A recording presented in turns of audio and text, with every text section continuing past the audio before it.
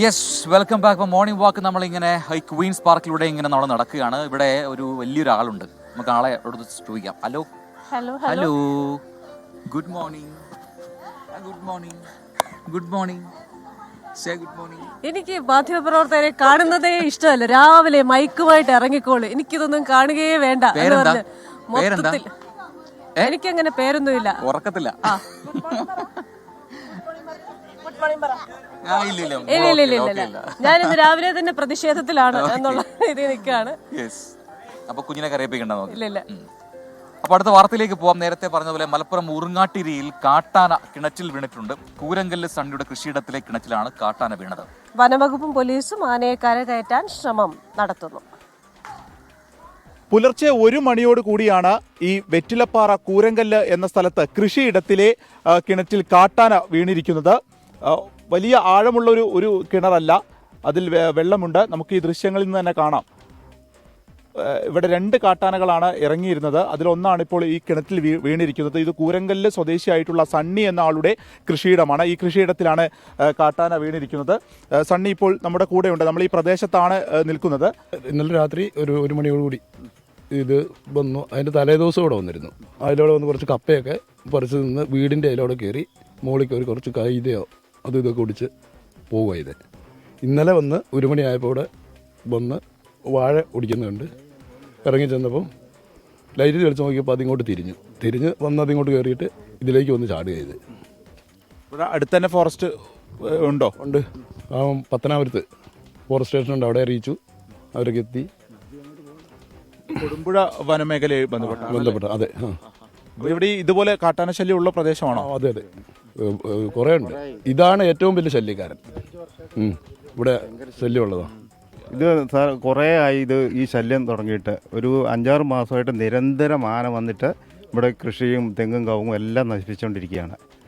ആകെ പൊറുതിമുട്ടിയിട്ടാണ് ഇപ്പം ഇങ്ങനെ രാത്രി ഓടിച്ചപ്പോഴാണ് ഈ സണ്ണിച്ചാടൻ്റെ കിണറ്റിൽ വീണത്.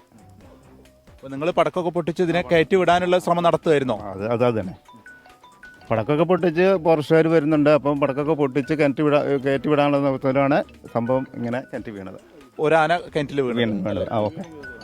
പടക്കം പൊട്ടിച്ചുകൊണ്ടൊന്നും കാര്യമില്ല. എങ്ങനെയാ പടക്കം പൊട്ടിച്ചുകൊണ്ട് ഈ സാധനം കയറി പോകുന്നില്ല. ഇത് കൂടുതലുണ്ട്. ഇത് മാത്രമല്ല വന്നേക്ക്, ഇന്ന് കൂട്ടമായിട്ടുണ്ട്. കുഞ്ഞുങ്ങളും തള്ളയൊക്കെ ആയിട്ട് വേറെ 5-8 എണ്ണം കൂടുതലായിട്ട് ഇവിടെ വിന്യസിക്കുന്നുണ്ട്. അത് നമുക്ക് പുറത്ത് വെളുക്കപ്പുറത്ത് റബ്ബർ വെട്ടാൻ പോകുക, അങ്ങനത്തെ കാര്യങ്ങളൊന്നും പറ്റില്ല. ഇപ്പം എല്ലാം നേരം വെളുത്ത് കഴിഞ്ഞാൽ ആൾക്കാരൊക്കെ പുറത്തിറങ്ങും തന്നെ. സന്ധ്യ മുതൽ ഒരു 9 മണിയാകുമ്പോഴത്തേനും സാധനം പുറത്തിറങ്ങുക. അന്നേരത്തിന് ആൾക്കാർ അപ്പുറത്തന്നെ പേടിച്ചിട്ട് വീടുകളിൽ കയറുവാണ്. ആ ഒരു സ്ഥിതിയാണ് വന്നിരിക്കുന്നത്. അപ്പോൾ ഞങ്ങളുടെ ഒരു ആവശ്യം എന്ന് പറഞ്ഞു കഴിഞ്ഞാൽ ഈ ആന ഇനി ഇവിടുന്ന് കയറ്റുകയാണെങ്കിൽ ഈ സാധനത്തിന് ഇവിടെ തുറന്നു വിടാൻ ഞങ്ങൾ സമ്മതിക്കുകയില്ല. കാരണം ഈ ആന ഇവിടുന്ന് കയറ്റിക്കൊണ്ട് പോയിട്ട് വേറെ എവിടെയെങ്കിലും ദൂരത്തെ സ്ഥലത്ത്, ഒഴിഞ്ഞ സ്ഥലത്ത്, ആനയ്ക്ക് സുരക്ഷിതമായ സ്ഥലത്ത് കൊണ്ടേ ആകണം. ഇനി തുറന്നു വിട്ട് കഴിഞ്ഞാൽ വീണ്ടും ഇങ്ങോട്ട് തന്നെ ഇറങ്ങി വരുന്നത്, വീണ്ടും ബുദ്ധിമുട്ടുണ്ടാകും. അപ്പോൾ അതുകൊണ്ട് അങ്ങനെ ഒരു തീരുമാനം കൂടെ അധികൃത ഭാഗത്തുനിന്ന് ഉണ്ടാകണം എന്നൊരു അപേക്ഷയും കൂടെ നാട്ടുകാർക്കുണ്ട്. അതെ, വനംവകുപ്പിന്റെ ഉദ്യോഗസ്ഥരും പോലീസും ഉൾപ്പെടെയുള്ളവർ സ്ഥലത്തെത്തിയിട്ടുണ്ട്. ഇനിയിപ്പോൾ ആനയെ കരയ്ക്ക് കയറ്റുക എന്നുള്ള ഒരു ദൗത്യമാണ്. അതിനിപ്പോൾ JCB ഉൾപ്പെടെയുള്ളവ കൊണ്ടുവന്ന് കയറ്റുക എന്നുള്ളതാണ് സാധാരണ ചെയ്യുന്ന ഒരു കാര്യമുള്ളത്. പക്ഷേ അതിന് രാവിലെ ആയതിനു ശേഷം മാത്രമായിരിക്കും, വെളിച്ചം എത്തിയതിനു ശേഷം മാത്രമായിരിക്കും ആ ഒരു നടപടികളിലേക്ക് വനംവകുപ്പ് ഈ ഘട്ടത്തിൽ കടക്കുക. യെസ്, അപ്പോൾ കാട്ടാനയെ എത്രയും പെട്ടെന്ന് കിണറ്റിൽ നിന്ന് പുറത്തെടുക്കുക എന്നുള്ളതാണ്, പുറത്തേക്ക് കൊണ്ടുവരിക എന്നുള്ളതാണ്. അതിനായുള്ള ശ്രമങ്ങൾ അവിടെ ഇങ്ങനെ നടത്തി വരുന്നു. ക്രമീകരണങ്ങൾ ഒരുക്കിക്കൊണ്ടിരിക്കുകയാണെന്നാണ് ഇപ്പോൾ വിപിൻ സി വിജയൻ അവിടെ നൽകിയ ഏറ്റവും പുതിയ വിവരം. അല്ലേ? നമ്മൾ മറ്റൊരു വാർത്തയിലേക്ക് പോയാൽ PV അൻവർ CPIM പാളയം വിട്ടതോടെ കേസുകളിലൂടെ കുരുക്കുമുറുക്കുകയാണ് സർക്കാർ. ആലുവയിലെ 11 ഏക്കർ പാട്ടഭൂമി അനധികൃത പോക്കുവരവ് നടത്തി കൈവശപ്പെടുത്തിയെന്ന പരാതിയിലാണ് വിജിലൻസ് അന്വേഷണത്തിന് ഉത്തരവ്. ആലുവ പാട്ടഭൂമി കേസിൽ തന്റെ ഭാഗം പറയാൻ PV അൻവർ ഇന്ന് വാർത്താ സമ്മേളനം നടത്തുന്നുണ്ട്. PV അൻവറിന്റെ വാർത്താ സമ്മേളനങ്ങൾക്ക് പണ്ടത്തെ പോലെ ആൾക്കാരുണ്ടോ, കാഴ്ചക്കാരുണ്ടോ എന്നൊക്കെയുള്ള ചോദ്യം മറ്റൊന്നാണ്. ഇപ്പോൾ എന്തായാലും ഈ കേസുമായി ബന്ധപ്പെട്ടുകൊണ്ട് എന്താണ് അൻവർ പറയുന്നത് എന്ന് നമുക്ക് ഇന്ന് കാണാം. 2024 ഓഗസ്റ്റ് വരെ CPIMന്റെ പ്രധാന പോരാളി, സൈബർ സഖാക്കളുടെ കടന്നൽ രാജാവ് PV അൻവർ പാർട്ടിയുടെ കണ്ണിലെ കരടായി മാറിയത് പടിപടിയായി.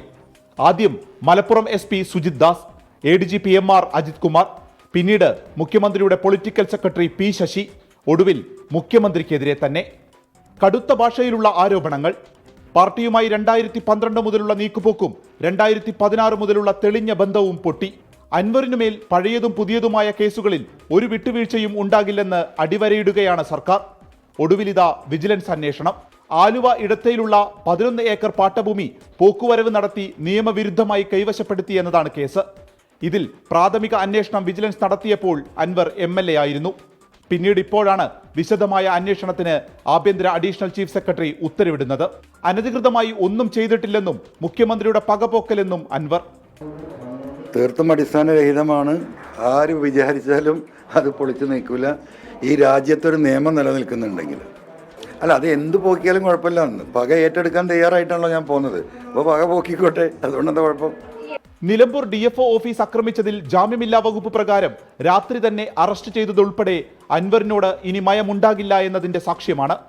നിലവിൽ തൃണമൂൽ കോൺഗ്രസിന്റെ സംസ്ഥാന കോർഡിനേറ്ററാണ് PV അൻവർ. UDF പ്രവേശനത്തിന് എല്ലാ വഴിയും നോക്കുന്നുണ്ട്.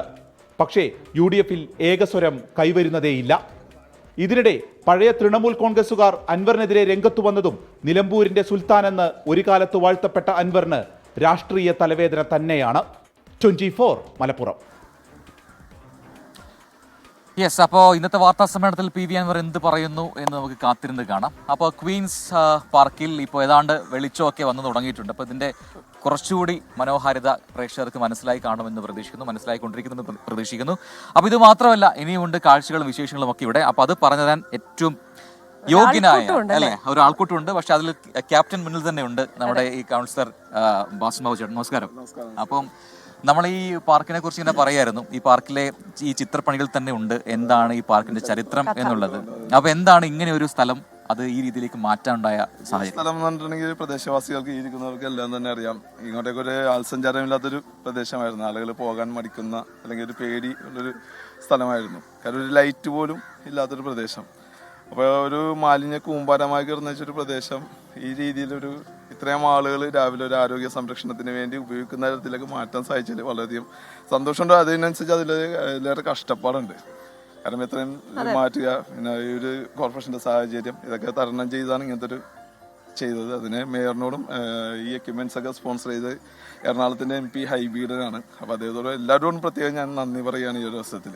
എത്ര നാളെടുത്താണ് ഇങ്ങനെ ഈ രീതിയിൽ സെറ്റ് ചെയ്തെടുത്തതെന്ന് പറഞ്ഞിട്ടുണ്ടെങ്കിൽ ഇതിപ്പോൾ ഞാൻ കൗൺസിലായിട്ട് 4ാമത്തെ വർഷമാണ്. 4 വർഷം പൂർത്തിയായിരിക്കുകയാണ്. അപ്പോൾ ഈ 4 വർഷത്തെ ഈ കഴിഞ്ഞ ഒക്ടോബറിലാണ് ഇതിൻ്റെ ഉദ്ഘാടനം നടന്നത്. കാരണം ഇതിന് കലാസംസ്കാരത്തിൽ ഫണ്ട് കുറവായതുകൊണ്ട് തനത് ഫണ്ട് ഉപയോഗിച്ച് ചെയ്ത ആദ്യത്തെ കാര്യം പൂർണ്ണമായും തനത് ഫണ്ട് ഉപയോഗിച്ച് ചെയ്തൊരു പാർക്കാണ്. അപ്പോൾ അതിൻ്റെതായ ഒരു ലാഗ് വർക്കിൽ ഉണ്ടായിട്ടുണ്ട്. പിന്നെ സ്വാഭാവികമായിട്ടും ഇതിൻ്റെ ഒരു വേസ്റ്റ് ആയിരുന്നല്ലോ. അപ്പോൾ ഇതൊക്കെ ഒന്ന് മാറ്റാനായിട്ടുള്ളൊരു കഠിനമായ പരിശ്രമം. അപ്പോൾ അതൊക്കെ മാറ്റിയതിന് ശേഷം ഇങ്ങനത്തെ ഒരു വർക്ക് പൂർത്തീകരിക്കാന്നുണ്ടെങ്കിൽ അതിൻ്റെ ഒരു ലാഗ് അത്ര. നമ്മുടെ പുതിയ തലമുറയുടെ പ്രതിനിധിയുണ്ട്. മോളുടെ പേരെന്താ? ഇഷ്ടപ്പെട്ടോ ഈ മാറ്റം? മോള് കണ്ടിട്ടുണ്ടോ ഇവിടെ ഇങ്ങനെ ഭയങ്കര വേസ്റ്റ് ഒക്കെ കിടങ്ങുക? ഇപ്പൊ ഇത്രയും നല്ലതായപ്പോ എന്താ തോന്നുന്നേ? നല്ല രസമുണ്ട്. അപ്പൊ ഇനി ഭാവിയുടെ പ്രതീകമായിട്ട് മോളടക്കമുള്ള ആൾക്കാർ ഇത് തന്നെ വൃത്തിയായിട്ട് മെയിൻറ്റെയിൻ ചെയ്യും അല്ലേ? ഏത് സ്കൂളിലാണ് പഠിക്കണേ? Saint Mary's. ഏത് ക്ലാസ്സിലാ? 6th. ഓക്കെ. അപ്പൊ മിടുക്കിയായിട്ട് ഇതിന് ഇനി നേതൃത്വം നൽകുക അല്ലേ? പക്ഷേ ഇത് മാത്രമല്ല, നമുക്ക് എനിക്ക് തോന്നുന്നു ഒരു ടർഫ് കൂടി സെറ്റ് ചെയ്തിട്ടുണ്ട് അല്ലേ? അതെനിക്ക് തോന്നുന്നു അത് ഒരു നഗരസഭയ്ക്ക് കീഴിലെ ടർഫ്. അത് എനിക്കൊന്ന് കേരളത്തിൽ മറ്റെവിടെയും ഇല്ല. കേരളത്തിൽ ആദ്യമായിട്ട് ഒരു നഗരസഭ ചെയ്യുന്ന ഒരു ടർഫാണ് സ്പോർട്സ് മേഖലയിൽ. കാരണം വിദ്യാഭ്യാസം കായികത്തില് ആദ്യമായിട്ട് ചെയ്യുന്നൊരു ചേട്ടനെ കാണുമ്പോൾ തന്നെ അറിയാം ആരോഗ്യ സംരക്ഷണത്തിന് അല്ലേ? അതെ അതെ. നമ്മുടെ പ്രൊഡക്ഷൻ റൂമിലൂടെ സിബിൻ എന്ന് പറയുന്ന നമ്മുടെ അവിടുത്തെ ഒരു ഓൺലൈൻ എഡിറ്റർ ഉണ്ട്. പുള്ളി അത്യാവശ്യം ജിമ്മൊക്കെയാണ്. പക്ഷേ ഇതിപ്പോ എന്താ നമ്മുടെ കയ്യിലുണ്ട് കേട്ടോ ആള്. അപ്പൊ അങ്ങനെ ഇപ്പൊ എനിക്ക് ഓപ്പൺ ജിമ്മൊക്കെ സെറ്റ് ചെയ്തിട്ടുണ്ടല്ലോ. അതെ, ഓപ്പൺ ജിമ്മ് സെറ്റ് ചെയ്തത്. അപ്പൊ ഇത് കാര്യം ഇത്രയും പേര് വന്ന് ഉപയോഗിക്കുന്നത്. കാര്യം 5 മണിക്ക് ഇത് ആരംഭിക്കും. 5 മണിക്ക് രാവിലെ 5 മണിക്ക് ആരംഭിക്കും. 9 മണിക്ക് ക്ലോസ് ചെയ്യും. വൈകിട്ട് 3 മണിക്ക് വീണ്ടും തുറക്കും. രാത്രി 9 മണി വരെ ഇതിന്റെ പ്രവർത്തനമുണ്ട്. പിന്നെ ഇപ്പൊ ടർഫുണ്ട്. പിന്നെ ഇപ്പൊ നമുക്ക് നിങ്ങൾ ഈ കാണുന്ന ബാക്കിൽ കാണുന്ന ഒരു ഇൻഡോർ ബാഡ്മിന്റൺ. അതെ അതെ, അത് സിന്തറ്റിക് ആണ് വരുന്നത്. അതും കോർപ്പറേഷൻ ആദ്യമായിട്ട് ചെയ്യുന്നൊരു സിന്തറ്റിക് വരുന്നത്. അത് ഫെബ്രുവരിയോടുകൂടെ അതിന്റെ വർക്ക് പൂർത്തീകരിച്ച് ജനങ്ങൾക്കായിട്ട് തുറന്നു കൊടുക്കും. വൃത്തിയുള്ള ശൗചാലയമുണ്ട്. അതാണ് ഈ വൃത്തിയുള്ള ശൗചാലയങ്ങളാണ് പലപ്പോഴും കാണുക. അപ്പോൾ ഇതിനെല്ലാം നിങ്ങൾക്ക് എല്ലാവർക്കും, ഒരാൾക്കല്ല എല്ലാവർക്കും അഭിനന്ദനം. എന്ത് തോന്നുന്നു ഈ മാറ്റത്തെ? നമസ്കാരമുണ്ട്. ഈ കൊച്ചിൻ കോർപ്പറേഷനിലെ 10ാം ഡിവിഷനിലെ ബാസിം ബാബു കൗൺസിലർ. മൂപ്പര് നമ്മുടെ ഈ സമൂഹത്തിന് വേണ്ടി നല്ല നല്ല കാര്യങ്ങൾ ചെയ്തുകൊണ്ടിരിക്കുന്നത്. ഈ ടർഫ് വളഞ്ഞിട്ട് നമ്മുടെ ചെറുപ്പക്കാർക്കും വലിയവർക്കും അത് ഉപകാരപ്രദമാണ്, സന്തോഷകരമായിട്ട് പോകുന്നു. അതുകൂടാതെ ഞങ്ങൾ ഈ പാർക്ക് ഇവിടെ കെട്ടിക്കൊണ്ടിരുന്നപ്പോൾ കുറേ കാര്യങ്ങൾ അറിയാം എന്താണ് ഇത് ഓപ്പൺ ചെയ്യാൻ തരുന്നതെന്ന് ചോദിക്കും. അപ്പോൾ ബാസിം ബാബു ചോദിക്കും അത് സാങ്കേതിക തടസ്സമുണ്ട്, എങ്കിലും അത് നിങ്ങൾ എത്രയും പെട്ടെന്ന് ശരിപ്പെടുത്താമെന്ന് പറഞ്ഞു. എന്നിരുന്നാലും നല്ല രീതിയിൽ നമ്മൾ ഈ ബാസിം ബാബുവിനും ദൈവത്തിനോടും പ്രത്യേകം നന്ദി പറയുന്നു. അതോടൊപ്പം തന്നെ നമുക്ക് എല്ലാവർക്കും കൂട്ടായ്മയായി എല്ലാവർക്കും ഇവിടെ വന്ന് വർക്കൗട്ട് ചെയ്യണം. അതിനുള്ള സജ്ജീകരണങ്ങൾ ഒരുക്കി തന്ന ബാസിം ബാബുവിന് ഒരിക്കൽ കൂടി നമ്മൾ ഈ ഗ്രൂപ്പിന് എല്ലാവർക്കും ഒരിക്കൽ കൂടി നന്ദി പറഞ്ഞു. അപ്പോൾ ഒരു നാടിൻ്റെതായ ഒരു പാർക്കായി മാറുന്നുണ്ട്. അപ്പോൾ താങ്ക് യു സോ മച്ച്. അപ്പോൾ നമ്മൾ വരാം, മറ്റൊരു വാർത്ത കൂടി കൊടുക്കാറുണ്ട്, അത് കൊടുത്ത് തിരിച്ചേതാം. ഓക്കെ, അടുത്ത വാർത്തയിലേക്കാണ്. വളരെ പെട്ടെന്ന് CPM പാലക്കാട് ജില്ലാ സമ്മേളനം ഇന്ന് സമാപിക്കും എന്നതൊരു വാർത്തയുണ്ട്. വൈകിട്ട് 5 മണിക്ക് നടക്കുന്ന പൊതുസമ്മേളനം മുഖ്യമന്ത്രി പിണറായി വിജയൻ ഉദ്ഘാടനം ചെയ്യും. ജില്ലാ സെക്രട്ടറിയായി EN സുരേഷ് ബാബു തുടരാനാണ് സാധ്യത. രണ്ടാം ദിനമായി ഇന്നലെ നടന്ന പൊതുചർച്ചയ്ക്ക് CPIM സംസ്ഥാന സെക്രട്ടറി MV ഗോവിന്ദനും ജില്ലാ സെക്രട്ടറി EN സുരേഷ് ബാബുവും മറുപടി നൽകി. പൊതുചർച്ചയിൽ 15 ഏരിയ കമ്മിറ്റികളിൽ നിന്ന് 39 പ്രതിനിധികളാണ് പങ്കെടുത്തത്.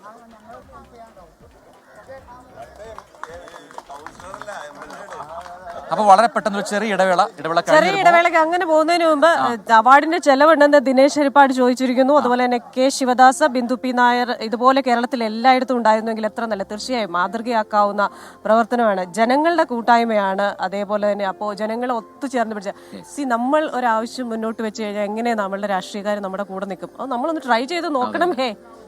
നമ്മൾ ട്രൈ ചെയ്ത് നോക്കാറില്ലല്ലോ. അതിന് ഉത്തമ ഉദാഹരണമാണ് ഇവിടുത്തെ ഈ പാർക്കും ഇവിടുത്തെ നാട്ടുകാരുമെല്ലാം. അപ്പം ഇനി നമുക്ക് നമ്മുടെ ടർഫ് കാണണം. അത് ആദ്യമായിട്ട് നഗരസഭയ്ക്ക് കീഴിലൊരു ടർഫാണ്. അപ്പൊ അതിലേക്ക് നമുക്ക് പോകണം. ഇപ്പം മോർണിംഗ് വാക്ക് അതിന്റെ അവസാന ഘട്ടത്തിലേക്ക് ഇങ്ങനെ അടുത്തുകൊണ്ടിരിക്കുകയാണ്. നമ്മൾ ഈ പറയുന്നത് പോലെ നേരത്തെ പറഞ്ഞ ക്വീൻസ് പാർക്കിന് തൊട്ടടുത്തുള്ള ഇതേ നഗരസഭയ്ക്ക് കീഴിലുള്ള ടർഫിലേക്ക് ഇങ്ങനെ നടക്കുകയാണ്.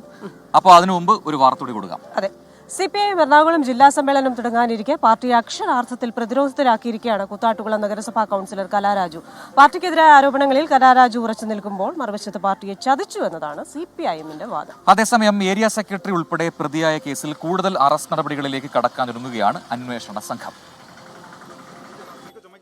കൂത്താട്ടുകുളം നഗരസഭാ കൌൺസിലറെ തട്ടിക്കൊണ്ടുപോയ കേസിൽ CPIM ബ്രാഞ്ച് സെക്രട്ടറി ഉൾപ്പെടെ 4 പേരാണ് റിമാൻഡിലായത്.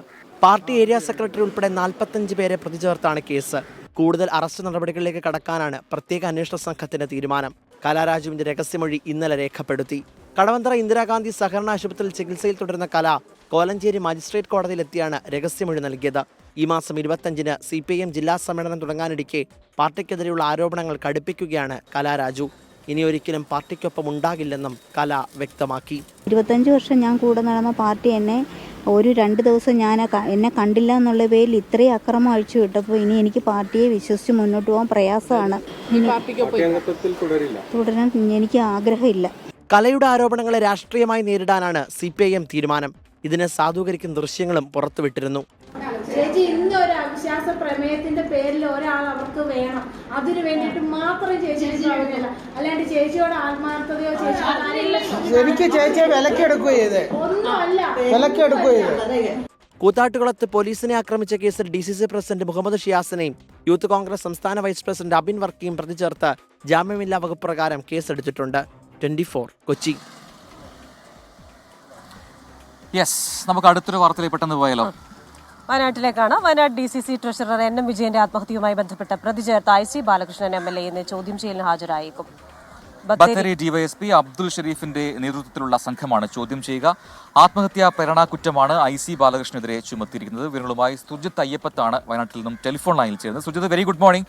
അപ്പോൾ ഇന്ന് ഈ NM വിജയന്റെ ആത്മഹത്യയുമായി ബന്ധപ്പെട്ട് IC ബാലകൃഷ്ണൻ MLA ചോദ്യം ചെയ്യലിന് ഹാജരാകുമെന്നാണ് അറിയിക്കുന്നത്. വളരെ നിർണായകമാണ്. അതെപ്പോഴാണ് നടക്കുക? വിവരങ്ങൾ എന്താണ്? പ്രജിൻ ക്രിസ്റ്റീന, ഇന്ന് രാവിലെ അദ്ദേഹം തിരുവനന്തപുരത്ത് നിയമസഭാ സമ്മേളനത്തിന് ശേഷം വയനാട്ടിലേക്ക് എത്തുമെന്നുള്ള വിവരമാണ് പറഞ്ഞിട്ടുള്ളത്. ഇതിനുശേഷമാകും ചോദ്യം ചെയ്യലിന് ഹാജരാവുക. ഇന്ന് ബത്തേരി DYSP ഓഫീസിൽ വെച്ചാണ് ചോദ്യം ചെയ്യുക.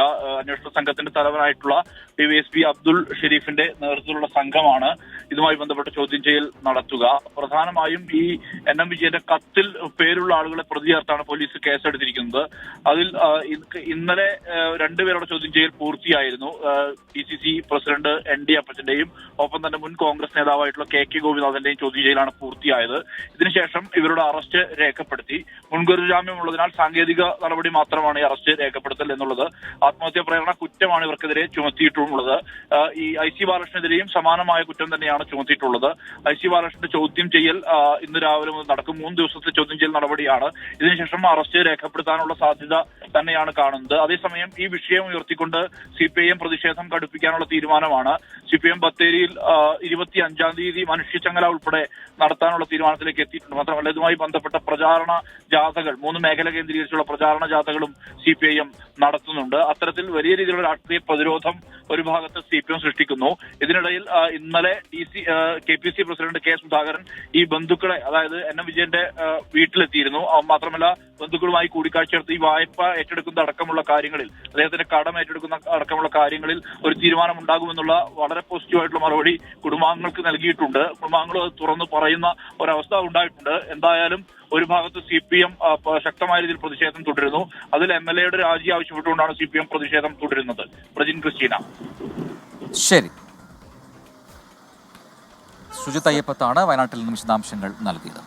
ഇനി നമ്മൾ ഡൽഹിയിലേക്ക് പോയാൽ അവിടെ നിയമസഭാ തെരഞ്ഞെടുപ്പിന്റെ അവസാനഘട്ട പ്രചാരണത്തിനായി മുൻനിര നേതാക്കൾ കളത്തിലിറങ്ങിയിരിക്കുകയാണ്. BJP-ക്കായി ദേശീയ അധ്യക്ഷൻ JP നദ്ദ 2 റാലികൾ ഇന്ന് അഭിസംബോധന ചെയ്യും. അതേസമയം കോൺഗ്രസിനായി മുതിർന്ന നേതാക്കൾ പ്രചാരണത്തിന് ഇറങ്ങാത്തതും ഇപ്പോൾ അവിടെ ചർച്ചയാകുന്നുണ്ട്. ഡൽഹി നിയമസഭാ തെരഞ്ഞെടുപ്പിൽ ഓരോ ദിവസവും ഓരോ വിഷയങ്ങളാണ് പരസ്പരം പഴിക്കാൻ പാർട്ടികൾ കളത്തിലിറക്കുന്നത്. രാഷ്ട്രീയത്തിനപ്പുറം പുരാണകഥയിലെ വില്ലൻ കഥാപാത്രങ്ങളെയും പരസ്പര വിമർശനങ്ങൾക്കായി പാർട്ടികൾ കൂട്ടുപിടിക്കുന്നു. രാവണന്റെ പിൻഗാമികളാണ് BJP പ്രവർത്തകരെന്ന ആം ആദ്മി പാർട്ടിയുടെ ആരോപണം ഇതിനുദാഹരണമാണ്. ആം ആദ്മി പാർട്ടിക്ക് പ്രധാനമന്ത്രി നരേന്ദ്രമോദി നൽകിയ വിശേഷണവും ചർച്ചയാവുകയാണ്. ആപ്ത പാർട്ടി അഥവാ ദുരന്ത പാർട്ടി എന്നാണ് നരേന്ദ്രമോദി പ്രചാരണത്തിലാകെ ആം ആദ്മി പാർട്ടിക്ക് നേരെ ഉപയോഗിക്കുന്നത്. ഡൽഹിയിൽ നേർക്കുനേരെയുള്ള പോരാട്ടം ആം ആദ്മി പാർട്ടിയും BJP-യും തമ്മിലാണ്. പോസ്റ്റർ പോര്, AI സാങ്കേതിക വിദ്യ ഉപയോഗിച്ചുള്ള ട്രോളുകൾ തുടങ്ങിയവയും പ്രചാരണ രംഗത്ത് സജീവമാണ്. കോൺഗ്രസിനായി രാഹുൽ ഗാന്ധി മാത്രമാണ് നിലവിൽ പ്രചാരണത്തിനിറങ്ങിയത്. കോൺഗ്രസ് അധ്യക്ഷൻ മല്ലികാർജ്ജുൻ ഖാർഗെ, പ്രിയങ്ക ഗാന്ധി തുടങ്ങിയവരുടെ സാന്നിധ്യവും പ്രചരണ രംഗത്ത് വേണമെന്ന ആവശ്യവും ഡൽഹി കോൺഗ്രസിൽ ഉയരുന്നു. മോദി പ്രഭാവം തന്നെയാണ് ഡൽഹിയിലും BJP-യുടെ പ്രതീക്ഷ. പ്രധാനമന്ത്രി നരേന്ദ്രമോദി കളത്തിലിറങ്ങുന്നതോടെ പ്രചാരണ രംഗം കൊഴുക്കും. 24 ഡൽഹി. യെസ്, അപ്പോൾ അതാണ് ഡൽഹിയിലെ ഇലക്ഷൻ വിശേഷങ്ങൾ. അപ്പോൾ നമ്മൾ നേരത്തെ പറഞ്ഞതുപോലെ ഈ ടർഫിന് മുന്നിലാണ് tip top Azeez football turf എന്ന് പറയുന്ന നഗരസഭയ്ക്ക് കീഴിലുള്ള ഈ ടർഫ്. എനിക്കൊന്ന് കേരളത്തിൽ വേറെ എവിടെയും ഇങ്ങനെ ഒരു നഗരസഭയ്ക്ക് കീഴിൽ അല്ലെങ്കിൽ തദ്ദേശ സ്വയംഭരണ സ്ഥാപനങ്ങൾക്ക് കീഴിൽ ഒരു ടർഫ് ഉണ്ടാവില്ല എന്ന് തോന്നുന്നു. അപ്പോൾ അങ്ങനെയുള്ള ടർഫാണ് ഇവിടെ ഉള്ളത്. അതിനകത്തേക്ക് നമ്മളിങ്ങനെ കടക്കുകയാണ്. ഇവിടെ ഇപ്പോൾ തന്നെ സജീവമായിട്ട് നമ്മുടെ ടീംസൊക്കെ ഫുട്ബോൾ കളിക്കുന്നുണ്ട്. എനിക്കൊന്ന് 5s ആണ് ഇവിടെ അനുവദിക്കുന്നത് തോന്നുന്നു. അപ്പോൾ രാവിലെ മുതൽ ഉണ്ട്, പല മണിക്കൂറുകളിലായി ഇവിടെ ടീമായിട്ട് വന്നിട്ടൊക്കെ ഫുട്ബോൾ കളിക്കാനുള്ള സൗകര്യമൊക്കെ ഒരുക്കിയിട്ടുണ്ട്. യെസ്, അപ്പോൾ നമുക്ക് നോക്കാം. നമ്മുടെ പഴയ മെസ്സിയും റൊണാൾഡോയൊക്കെ കളിക്കുന്നുണ്ട് കേട്ടോ. അതെ, ഭാവി മെസ്സിയും റൊണാൾഡോയും ഒക്കെ. അപ്പൊ ഇന്ന് നേതാജി സുഭാഷ് ചന്ദ്രബോസിന്റെ ജന്മവാർഷികമാണ്, ജനുവരി 23. ഒപ്പം തന്നെ എന്റെ ഹൃദയത്തോട് ഏറ്റവും അടുത്ത് നിൽക്കുന്ന 2 പേരുടെ ജന്മദിനം കൂടെയാണ്. ഒരാളിനെ പ്രജിനറിയാം, നമ്മുടെ വിഷ്ണു അനിയൻ, വളരെ സൗമ്യനായി നമ്മുടെ എല്ലാ സമയത്തും നമുക്ക് സപ്പോർട്ട് തരുന്ന വിഷ്ണു അല്ലെ. വിഷ്ണു അനിയന് ഹാപ്പി ബർത്ത്ഡേ. 2 ബെറ്റ്സി ടീച്ചറാണ്. ബെറ്റ്സി ടീച്ചർ എന്ന് പറഞ്ഞു കഴിഞ്ഞാൽ ഞാൻ ഉടുപ്പിയിൽ പോയിട്ട് എട്ടും പൊട്ടും തിരിയാതെ ഭാഷ അറിയില്ല. ഒരു 22ാമത്തെ വയസ്സിൽ ആദ്യം ജോലി കിട്ടുമ്പോൾ ഒരു എട്ടും പൊട്ടും തിരിയില്ല എന്ന് പറഞ്ഞാൽ ഭാഷ അറിയില്ല. ഇപ്പോഴത്തെ പോലെയല്ല. അപ്പോ ആ ബെറ്റ്സി ടീച്ചറാണ് അന്ന് ഒരുപാട് സപ്പോർട്ട് തന്നത്. അപ്പോൾ ഞാൻ പറയാം, എനിക്ക് ഇംഗ്ലീഷ് പറയാൻ അറിയില്ല, ഞാൻ ഇത് നിർത്തിയിട്ട് പോകുകയാണെന്ന്. ഒരു 7-8 ദിവസം കഴിഞ്ഞപ്പോൾ ഞങ്ങളൊക്കെ പുഷ്പം പോലെ പറയുന്നില്ലേ, ക്രിസ്റ്റീനയ്ക്ക് പറ്റുമെന്ന് പറഞ്ഞ് സപ്പോർട്ട് ചെയ്ത് ബെറ്റ്സി ടീച്ചറെ വളരെ നന്ദിയോടുകൂടെ ഓർക്കുന്നു. Happy birthday. Yes, welcome back. അപ്പോൾ മോർണിംഗ് വാക്ക് അവസാന ഘട്ടത്തിലേക്ക് കടക്കുമ്പോൾ നമ്മൾ ടർഫിനകത്ത് കയറിയിട്ടുണ്ട്. ഗംഭീര ടർഫാണ്, പറയാതെ വയ്യ. നമുക്ക് നമ്മുടെ വാസിനുണ്ട് ഇവിടെ. വാസിയുടെ കിടിലൻ ടർഫാണല്ലോ. ടൈമിംഗ് എന്ന് പറഞ്ഞാൽ രാവിലെ 5 മുതൽ രാത്രി 11 മണി വരെ ഇതിന്റെ വർക്കിംഗ് ടൈം. ഒരു ടീമായിട്ടാണോ എങ്ങനെയാണ് വരുന്നത്? ഇപ്പോൾ ഇവിടെ നമുക്ക് ബുക്കിംഗ് ഉണ്ട്. ഒരു ടീമായിട്ട് വന്നിട്ട് കണ്ടിന്യൂസ്ലി പിള്ളേരെ എൻജോയ് ചെയ്യാനാണ്. എത്ര നാളെ ടർഫ് സെറ്റ് ചെയ്യാൻ? ഇപ്പൊ ടർഫ് സെറ്റ് ചെയ്യാനായിട്ട് ഞാൻ 2 വർഷം കൊണ്ടാണ് ഇത് പൂർത്തീകരിച്ചത്. 2 ജനകീയാസൂത്രണ പദ്ധതികൾ 2 വർഷത്തെ പദ്ധതി വെച്ചിട്ടാണ് ഇത് പൂർത്തീകരിച്ചത്. മെയിൻ്റെനൻസ് ചെയ്ത് CHED ആണ്. CHED കോർപ്പറേഷൻ ഏജൻസി തന്നെയാണ്. CHED ആണ് അതിന്റെ പരിപാലനം ചെയ്തേക്കണം. പിന്നെ ഇതിന്റെ ഗ്യാരണ്ടി ഉണ്ട്, 2 വർഷത്തേക്ക് ഫുൾ എല്ലാ ഐറ്റംസും ഗ്യാരണ്ടി. പിന്നെ പരിപാലനം CHED വളരെ നല്ല രീതിയിൽ മുന്നോട്ട് പോയിക്കൊണ്ടിരിക്കണം. തീർച്ചയായിട്ടും. കാരണം ഇവിടെ എന്ന് പറഞ്ഞിട്ടുണ്ടെങ്കിൽ ഞാൻ ആദ്യം പറഞ്ഞ പോലെ തന്നെ ആ ഒരു പ്രദേശത്ത് കഞ്ചാവ് ചെടികളൊക്കെ വളർന്ന് നിന്നൊരു പ്രദേശമാണ്. കാരണം എക്സൈസ് വന്ന് റെയ്ഡ് നടത്തിയൊരു പ്രദേശമാണ് ഈ കാണുന്നത്. കാരണം ഇവിടെ എല്ലാവർക്കും തന്നെ അറിയാം, സാമൂഹ്യ വിരുദ്ധരുടെ ഒരു തമ്പടിക്കുന്ന മെയിൻ കേന്ദ്രമായിരുന്നു. കാരണം അത് അന്ന് മുതലേ ഒരു തോന്നിയൊരു ആഗ്രഹം, അന്ന് മാറ്റം കൊണ്ടുവരണം. അതിന്റെ പുറകെ തന്നെ പിടിച്ച് നടന്നു. ഗംഭീരം. അപ്പൊ ഇനി മുന്നോട്ട് പോട്ടെ എന്തായാലും പോസിറ്റീവായിട്ട്. അപ്പോൾ ബാക്കിൽ കളി നടക്കുന്നുണ്ട്, അവർ കളിക്കട്ടെ. അപ്പോൾ നമുക്ക് അടുത്തൊരു വാർത്തയോട് കൊടുക്കാം പെട്ടെന്ന്. അതാ ഇൻസ്റ്റഗ്രാം അക്കൗണ്ടിന്റെ ഉടമ ആരാണ് എന്നുള്ള അന്വേഷണത്തിനാണ്. കഠിനംകുളത്തെ കേസല്ലേ അല്ലേ? അതെ. കഠിനംകുളം ആതിര കൊലക്കേസിൽ പ്രതിയായ ഇൻസ്റ്റഗ്രാം സുഹൃത്തിനെ പിടികൂടാനാകാതെ പോലീസ്. പ്രതിക്കായി കൊല്ലം ജില്ലയിലും അന്വേഷണം ഊർജിതമാക്കി. മൊഴിയിൽ വൈരുദ്ധ്യമുള്ളതിനാൽ ആതിരയുടെ ഭർത്താവ് രാജീവിനെ പോലീസ് വീണ്ടും ചോദ്യം ചെയ്യുന്നു കൂടി അറിയുന്നുണ്ട്. ആതിരയുടെ ഇൻസ്റ്റഗ്രാം സുഹൃത്ത് കൊല്ലം സ്വദേശി രാജീവ് എന്നാണ് പോലീസ് കണ്ടെത്തൽ. എറണാകുളത്ത് ഭാര്യയും 3 കുട്ടികളുമുള്ള ഇയാളുടെ മൊബൈൽ ടവർ ലൊക്കേഷൻ കേന്ദ്രീകരിച്ചാണ് പോലീസ് അന്വേഷണം. കൊലയ്ക്ക് ശേഷം ആതിരയുടെ സ്കൂട്ടറുമായി കടന്ന രാജു ചിറയൻകീഴ് റെയിൽവേ സ്റ്റേഷനിൽ ഉപേക്ഷിച്ചാണ് പോയത്. ആതിരയുടെ സ്കൂട്ടറിൽ നിന്ന് സംശയാസ്പദമായി ഒന്നും കണ്ടെത്തിയിട്ടില്ല. പെരുമാതുറയിൽ ഇയാൾ വാടകയ്ക്ക് താമസിച്ചിരുന്ന വീട്ടിലും പോലീസ് പരിശോധന നടത്തി. എന്നാൽ പ്രതിയിലേക്ക് എത്തുന്ന തുമ്പൊന്നും പോലീസിന് കിട്ടിയിട്ടില്ല. CCTVകളിലും ഇയാളുടെ ദൃശ്യങ്ങളില്ല. അതേസമയം കൊലപാതക ദിവസം ആതിരയുടെ ഭർത്താവ് നൽകിയ മൊഴിയിൽ വൈരുദ്ധ്യങ്ങളുണ്ടെന്നാണ് പോലീസ് പറയുന്നത്. രാജീവിനെയും പോലീസ് വീണ്ടും ചോദ്യം ചെയ്തേക്കും. തിരുവനന്തപുരം റൂറൽ SP നേതൃത്വത്തിലുള്ള സംഘമാണ് കേസ് അന്വേഷിക്കുന്നത്. 4 ടീമുകളായി തിരിഞ്ഞാണ് അന്വേഷണം. ചൊവ്വാഴ്ച രാവിലെയാണ് 30-കാരിയായ ആതിരയെ വീട്ടിനുള്ളിൽ കൊല്ലപ്പെട്ട നിലയിൽ കണ്ടെത്തിയത്. 24 തിരുവനന്തപുരം.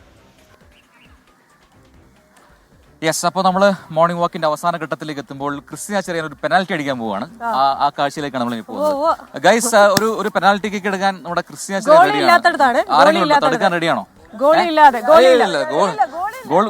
ഗോൾ കീപ്പർ ആരാ? പെട്ടെന്ന് ഗോൾ കീപ്പർ റെഡി. അവ നോക്കാം.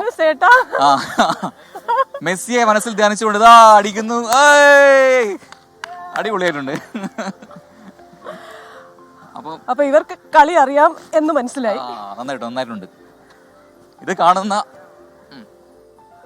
ക്രിസ്ത്യൻ ഗോൾ നിൽക്കുന്നുണ്ടോ? ഗോൾ കീപ്പർ നിൽക്കുന്നുണ്ടോ? വേണ്ട, എനിക്ക് തടയാൻ പറ്റില്ല. ഓക്കെ, ഞാൻ അടിച്ചുതരാം. ഇല്ല പറ്റില്ല. മൈക്കും അപ്പൊ ഗോൾ അടിച്ചിട്ടുണ്ട്. യെസ്. അപ്പൊ നമുക്ക് അടുത്ത വാർത്തയിലേക്ക് പോകണ്ടേ? പോണം. പ്രേക്ഷകർ ഇതൊക്കെ കണ്ടിട്ട് വാർത്തയും ഇല്ല, കളിയാണോ എന്ന് ചോദിക്കുന്നത്. നമുക്ക് അടുത്ത വാർത്ത കൊടുക്കാം. എറണാകുളം ചേന്ദമംഗലം കൂട്ടക്കൊല കേസിൽ പ്രതി ഋതു ജയനെ ഇന്ന് സംഭവസ്ഥലത്ത് എത്തിച്ച് തെളിവെടുപ്പ് നടത്താൻ നീക്കം. പ്രതിയുടെ കസ്റ്റഡി കാലാവധി നാളെ അവസാനിക്കും. കരുതിക്കൂടി ചെയ്ത കൊലപാതകമെന്നാണ് പ്രതി പോലീസിന് നൽകിയിരിക്കുന്ന മൊഴി. കേസിൽ ദൃക്സാക്ഷികളായ കുട്ടികളുടെ മൊഴി കഴിഞ്ഞ ദിവസം പോലീസ് രേഖപ്പെടുത്തിയിരുന്നു. ശാസ്ത്രീയ തെളിവടക്കം പോലീസ് ശേഖരിച്ചിട്ടുണ്ട്. എത്രയും വേഗം കുറ്റപത്രം സമർപ്പിക്കാനാണ് നീക്കം. മൊഴിയിൽ വൈരുദ്ധ്യമുള്ളതിനാൽ എന്നുകൂടി അറിയുന്നുണ്ട്. അപ്പോൾ മുനമ്പം DYSPയുടെ നേതൃത്വത്തിലുള്ള പ്രത്യേക സംഘമാണ് കേസ് അന്വേഷിക്കുന്നത്. യെസ്, അപ്പോൾ നമ്മൾ ഈ ടർഫിൽ ഇന്ന് പത്രമൊക്കെ ഇങ്ങനെ വായിക്കുകയായിരുന്നു. അപ്പോൾ മോർണിംഗ് വാക്കിന്റെ സമയം ഇന്ന് പൂർത്തിയാവുകയാണ്.